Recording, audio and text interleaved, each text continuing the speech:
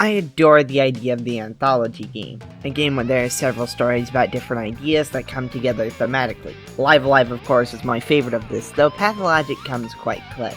The way those stories come together as a love letter to human artistic expression itself brings tears to my eyes every time. It's just a beautiful game to go through, one that leaves you feeling more artistically complete at the end than you were at the beginning. However, the average anthology game doesn't really fare as well as Live Alive does, because that's basically a perfect example of it. Sonic Adventure 1 is probably what most people played as their introduction to anthology games as a way of structuring a narrative. Though its story is quite confused, and a lot of it is honestly not that interesting, its basic premise it gets across quite well, that everyone can be important. Everyone is a contributor to the overall tapestry of life in one way or another, no matter how big or small. Sure, there are some superhuman and important characters in other games who get the spotlight like Sonic or Knuckles, and even a defective Eggman robot who ends up having the greatest story Sonic has ever told for absolutely no reason. But there's an unlikely character we've never met before who gets some time to shine. Big the Cat. Big the Cat is often unfairly maligned. His story is treated as, well, what it is, not very fun. It's a pain to fish for things, it's really slow-paced and plotting. It often feels like it doesn't connect much to the overall plot. And sure, in a moment-to-moment sense, this criticism is absolutely correct. Big the Cat's story is not particularly fun to play. It doesn't add much to the game on that level.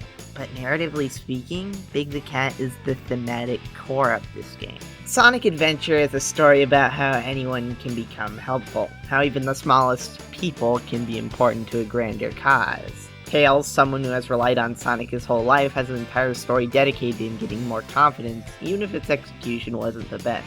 You go through a pathetically easy series of races in order to prove that he can best Sonic at something, and even end up stopping one of Eggman's plans without Sonic's help at all.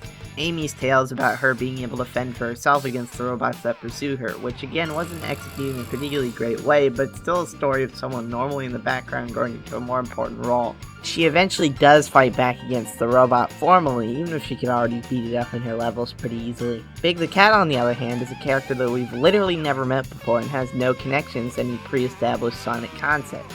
Yet, he ends up being an important player in the events of the game. It's through him and his fishing skills that Chaos 6 is weakened, which makes it easier for Sonic to defeat. He gives Sonic one of the Chaos Emeralds to be able to go Super Sonic and defeat Perfect Chaos at the end with.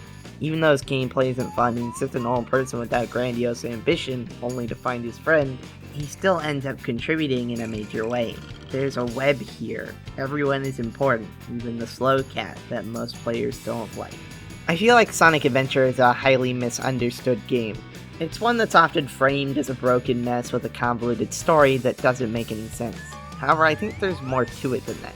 While the story may be confusingly conveyed at points, the central through line is intact. The actors in the grand play of Sonic Adventure all contribute to a wider entanglement together.